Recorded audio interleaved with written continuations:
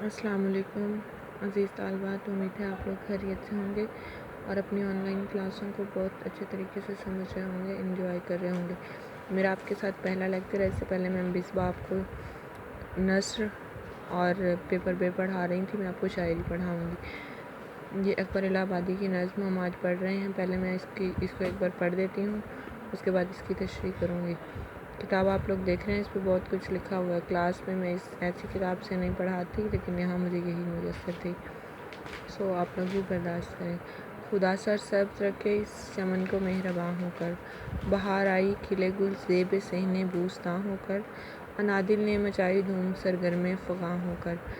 بچھا فرش زمرد اہتمام سبزۂ تر میں، چلی مستانہ وش باد صبا عنبر فشاں ہو کر، عروج نشاء نشو و نما سے ڈالیاں جھومی، ترانے گائے مرغان چمن نے شادماں ہو کر، بلائیں شاخ گل کی لیں نسیم صبح گاہی نے، ہوئیں کلیاں شگفتہ روئے رنگین بتاں ہو کر، کیا پھولوں نے شبنم سے وضو صحن گلستاں میں، صدائے نغمہ بلبل اٹھی بانگ اذاں ہو کر، ہوائے شوق میں شاخیں جھکیں خالق کے سجدے کو، ہوئی تسبیح میں مصروف ہر پتی زباں ہو کر، زبانیں برگ گل نے کی دعا رنگیں عبارت میں، خدا سر سبز رکھے اس چمن کو مہرباں ہو کر۔ اکبر الہ آبادی ہمارے مزاحیہ شاعر ہیں، بہت اہم شاعر ہیں، علامہ اقبال کے استاد بھی ہیں، اور اس بات پہ علامہ اقبال بھی فخر کیا کرتے تھے۔ تو ان کا طنز اور مزاح جو ہے وہ بہت اہم ہے شاعری میں، اور اس نظم میں ایک دعائیہ نظم ہے جس میں اپنے وطن کو، اپنے چمن کو جو ہے وہ خوبصورت اور سرسبز اور آباد دیکھنے کی دعا کی جا رہی ہے۔ جی پہلا شعر دیکھیے۔ بہار آئی کھلے گل زیب صحن بوستاں ہو کر، انادل نے مچائی دھوم سرگرم فغاں ہو کر۔ جب بہار آتی ہے تو پھول کھلتے ہیں، بوستاں باغ کو کہتے ہیں، گل پھول زیب خوبصورتی بڑھانے کے لیے، خوبصورت زیب و زینت دینے کے لیے۔ جب بہار آتی ہے تو پھول جب کھلتے ہیں تو گویا وہ باغ کی خوبصورتی بڑھا دیتے ہیں، اس کی آرائش و زیبائش کر دیتے ہیں، جس کو دیکھ کر انادل نے مچائی دھوم سرگرم فغاں ہو کر۔ انادل اندلیب کی جمع ہے، اندلیب بلبل کو کہتے ہیں۔ بلبلیں جو ہیں وہ خوش ہو کر شور مچاتی پھر رہی ہیں، چہچہا رہی ہیں، پھولوں کو دیکھ کر خوش ہیں۔ جب باغ خوبصورت ہے تو اس کو دیکھ کر، پھولوں کو اس میں کھلے ہوئے دیکھ کر بلبلیں بھی خوش ہیں۔ بچھا فرش زمرد اہتمام سبزۂ تر میں، چلی مستانہ وش باد صبا عنبر فشاں ہو کر۔ کہتے ہیں فرش زمرد، سبز رنگ کا فرش، یعنی سبزہ جو ہے وہ اہتمام سبزۂ تر، تمام تر جو سبزہ ہے باغ ہیں، اور آپ لوگوں نے دیکھا ہوگا جب بہار کا موسم آتا ہے جس کو ہم ساون بھی کہتے ہیں، خاص کر اس موسم میں جب بارشیں ہو رہی ہوتی ہیں، مارچ کے موسم میں، مارچ کے دنوں میں جب بہار کا موسم ہوتا ہے، ان دنوں میں تو ہر جگہ پہ سبزہ، جو پرانی جگہ ہوتی ہیں وہاں کوئی گھاس پھوس پڑا ہوا ہے تو سبزہ اگاتا ہے ہمارے، اور نہیں تو کالج میں دیکھیں جن گراؤنڈ میں آپ لوگ بیٹھ کے وہ خراب ہوتے رہتے ہیں، لیکن جب بہار کا موسم آتا ہے یا ساون کا موسم ہو دوبارہ، تو اس وقت وہ سب جو سبزہ ہے وہ کھل اٹھتا ہے۔ بالکل ایسے ہی ہوتا ہے جب ہر طرف ایسے لگتا ہے ہر چیز سبز ہوئی پڑی ہے، تو کہتے ہیں کہ ایسے لگ رہا ہے جیسے تمام کے تمام جو آنگن ہے باغ کا، اس میں سبزے کا فرش بچھا ہوا ہے، زمرد سبز رنگ کو کہتے ہیں۔ چلی مستانہ وش باد صبا عنبر فشاں ہو کر۔ باد صبا جو ہے وہ مستانہ وش چہرے کو کہتے ہیں، تو وہ مستانہ چہرے والی باد صبا جو ہے وہ چل رہی ہے، عنبر فشاں ہونا، خوشبو بکھیرنا، یعنی جب ہوا چل رہی ہے، باد صبا کے چلنے سے پھولوں کی ڈالیاں ہلتی ہیں تو خوشبو پھیلتی ہے، پھولوں کے ہلنے سے خوشبو پھیلتی ہے، گویا یہ مستانہ چہرے والی جو باد صبا ہے، جو صبح کی ہوا ہے، وہ پھولوں کو چھیڑتے ہوئے ان سے، جیسے آپ نے دیکھا ہوگا مستانہ جس کو ہم کہتے ہیں پاگل دیوانے ہوئے ہیں، وہ اس طرح گرتے پڑتے لڑکھڑاتے، کبھی ادھر ٹکراتے کبھی ادھر ٹکراتے گزر رہے ہوتے ہیں، تو اسی طرح ہوا کو بھی یہی کہا ہے اکبر الہ آبادی نے کہ وہ ایسے مستانی ہو کر چل رہی ہے کہ اس کے چلنے سے ڈالیاں ہل رہی ہیں، ساتھ میں پھولوں کی خوشبو پھیل رہی ہے۔ عروج نشہ نشو نما سے ڈالیاں جھومی، ترانے گائے مرغانے چمن نے شادماں ہو کر۔ عروج نشہ نشو نما، نشو نما جو ہے وہ بہار کے موسم میں ہوتی ہے۔ پھولوں جو پرانی ٹہنیاں کھڑی ہیں، جو ان پہ نئی کونپلیں کھلاتی ہیں، تو وہ نشو نما کا جو عروج ہے، اس دور میں جب نشو نما بالیدگی، نیا پھوٹنا، تو وہ جب ان کو نشو نما مل رہی ہے تو ان کو اس بات کا نشہ چڑھا ہوا ہے، وہ انتہا پہ ہے، عروج پہ ہے ان کا نشہ، اور اس نشے میں وہ جھوم رہی ہیں۔ ڈالیاں ہوا کے چلنے سے جو جھوم رہی ہیں، تو کہتے ہیں گویا ان کو نشو نما کا نشہ، وہ نئی نئی خوبصورت سی سبز سی پتیاں کھلی ہوتی ہیں، تو ان کو دیکھ کر وہ خوبصورت ہیں، وہ اس بات میں جھوم رہی ہیں کہ آج ہم بہت خوبصورت لگ رہے ہیں، جیسے آپ لوگ تیار ہو کے بہت خوش خوش چل رہے ہوتے ہیں کہ ہم بہت پیارے لگ رہے ہیں۔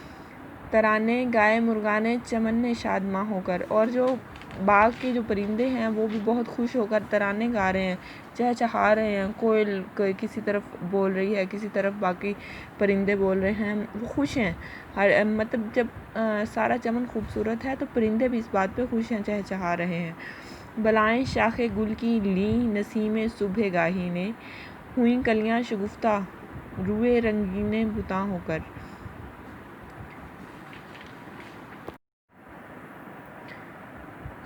شاخ گل کی بلائیں لے رہی ہے، کون بلائیں لینا ہے؟ قربان جانا، صدقے واری ہونا۔ تو شاخ گل جو ہے، پھولوں کی شاخ جو ہے، نسیم صبح گاہی، صبح کے وقت کی جو ہوا ہے وہ اس پہ قربان ہو رہی ہے، یعنی پھولوں کی ٹہنیوں پہ جو پھولوں سے بھری ہوئی ٹہنیاں ہیں، شاخیں ہیں، ان پہ قربان ہو رہی ہے صبح کی ہوا، اس کی بلائیں لے رہی ہے، اس کے صدقے واری جا رہی ہے۔ اور ہوئیں کلیاں شگفتہ روئے رنگین بتاں ہو کر، کلیاں جو ہیں وہ اتنی خوبصورت لگ رہی ہیں جیسے بت صنم کو، محبوب کو کہتے ہیں، جیسے محبوب کا خوبصورت رنگین چہرہ، روح چہرہ رنگین خوبصورت بنا سجا سنورا ہوا چہرہ، جیسے کہتے ہیں محبوبوں کے چہرے خوبصورت ہوتے ہیں، اسی طرح کلیوں کا چہرہ کھلا ہوا ہے، شگفتہ ہے، خوبصورت ہے، تر و تازہ ہے، بالکل ایسے یوں لگ رہا ہے جیسے وہ محبوب بنی ہوئی ہیں، جیسے وہ صنم ہوں، جیسے وہ محبوب ہوں، اس وجہ سے وہ خوش ہو رہی ہیں۔ کیا پھولوں نے شبنم سے وضو صحن گلستاں میں، صدائے نغمہ بلبل اٹھی بانگے اذاں ہو کر۔ شبنم کے قطرے جو ہیں، یہ چیز ہم نے انیس ناگی کے ہاں بھی دیکھی، میر انیس کے ہاں بھی ہم نے دیکھی کہ وہ کہتے ہیں شبنم نے بھر دیے تھے کٹورے گلاب کے، جب ہم میدان کربلا میں صبح کا منظر پڑھ رہے تھے، تو گویا شبنم سے وضو کرنا، پھولوں کی پتیوں پہ شبنم کا گرنا، اس کو وضو کرنا ہمارے شاعروں نے بہت زیادہ برتا ہے اس بات کو